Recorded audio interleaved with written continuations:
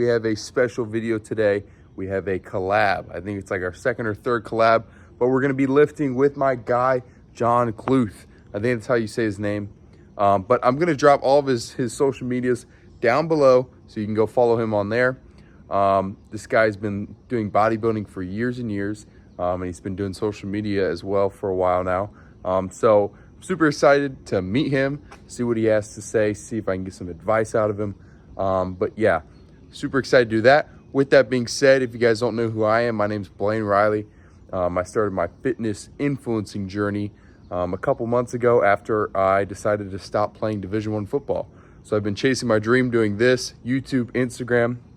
If you don't already, follow me on Instagram and TikTok at Blaine Riley Lifts, same as here on YouTube. And also subscribe, like, and comment here today on this video. But with all that being said, I got something to show you guys. So I just bought this bike a week ago today, and had been figuring out all the registration and all that stuff and insurance and stuff for it. But finally was able to ride it yesterday, and it is awesome. So we're gonna be doing a lot of videos with that. That's the old bike, as you guys know, probably from my Instagram and stuff. But we're gonna be doing a chopper build. It's already kind of chopped out, but we're probably gonna throw a hardtail on there, extend the forks, and just go all out with it. You know, the classic chopper stuff. So we're gonna really soup it up. Hope you guys can stay in tune for that. I'm not sure how that's gonna look like, whether I'm gonna throw those in on these summer cut videos or what.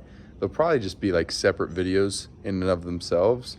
But you can follow along with that on Instagram and here on YouTube coming up here soon. So look forward to that. But with that being said, let's go ahead and get into the gym. I already ate a pre-workout meal, so let's get in there. I'm super excited to train with this guy. Let's go.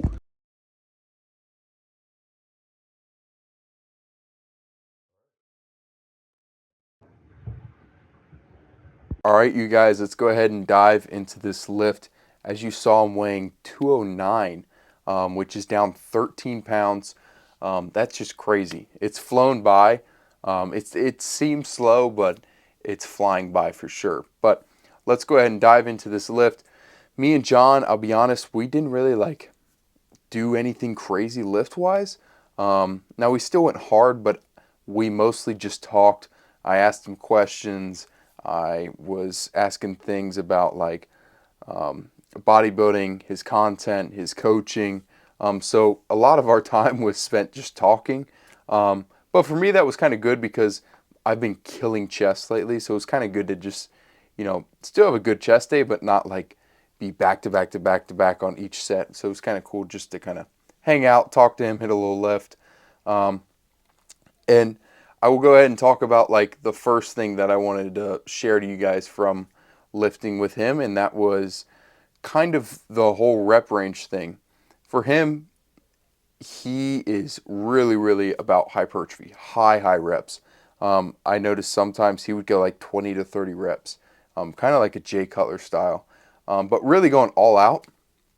And one thing that he did, and I've done this before too, was count backwards at some points during his sets. So let's say he did 12 reps, he would be okay, 5 more, and then you go 5, 4, 3, 2, 1. And I think what that does is kind of give you, I don't know what it is. It's kind of like tricking your brain into thinking you're not actually doing 5. Because for me, when I think about doing 5 reps and I think of counting upwards, it kind of feels like a task, oh, I have to get to 5. Whereas counting backwards, 5 to 1, it's it just doesn't feel as hard. I don't know. It might be gym science, gym bro science, but maybe something to try on your workout tomorrow or something. Try counting backwards from 12 instead of counting to 12. And I'm sure it'll feel less of a task and more of oh, I just got to count backwards and get down to 1. So maybe a little mind trick you can try with your sets. Another thing we talked about, and this is kind of the last thing we talked about, was the fitness industry and content. And we were talking about how overpopulated the fitness industry is becoming, which it's kind of good and bad, because myself included, like there's a bunch of people that see others doing well in the fitness industry and you're like, oh, I want to do that too. So there's a lot of people that are inspired and trying to do their own thing, which is awesome. But what I will say is try not to be just another guy in the gym with their tripod.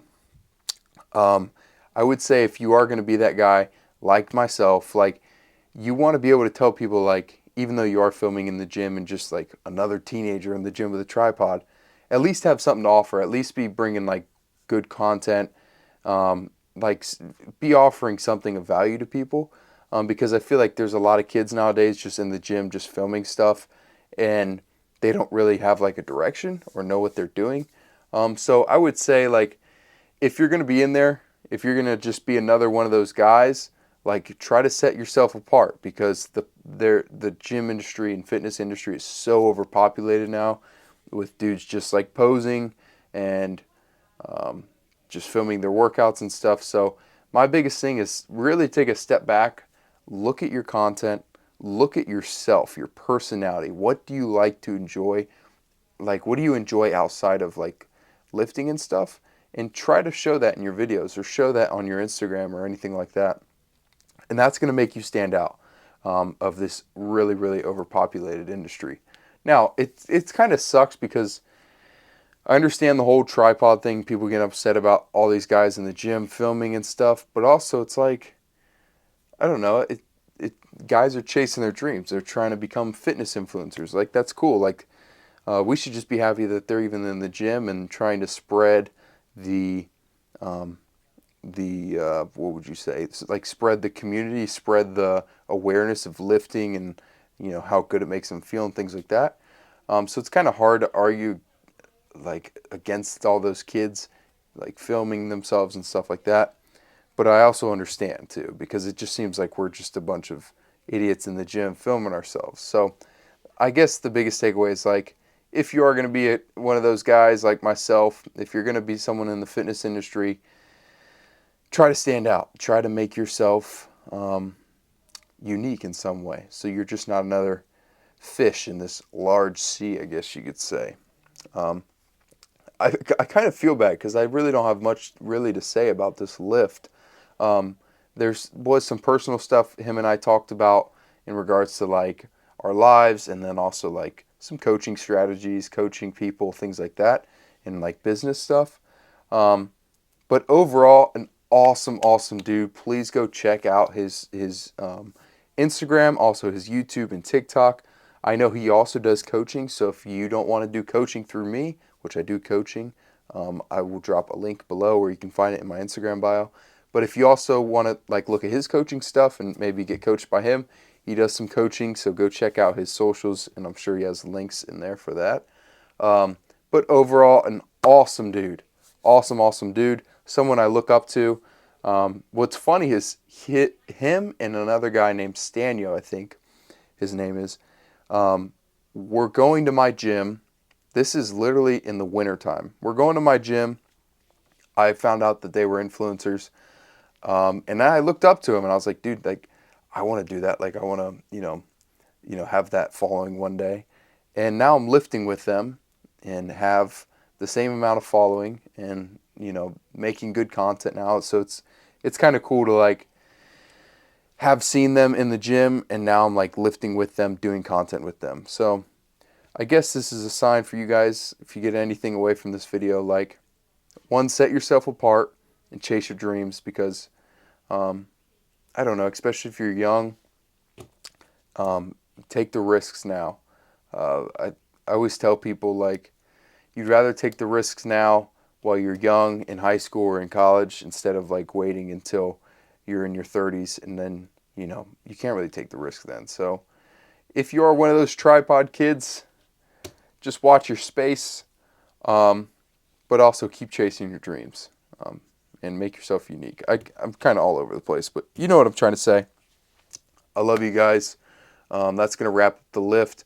We got another video coming out here soon. Stay updated. Like, subscribe, comment something you took away from this video, or just comment something stupid. It just helps the algorithm for myself. So I love you guys. We'll see you next time.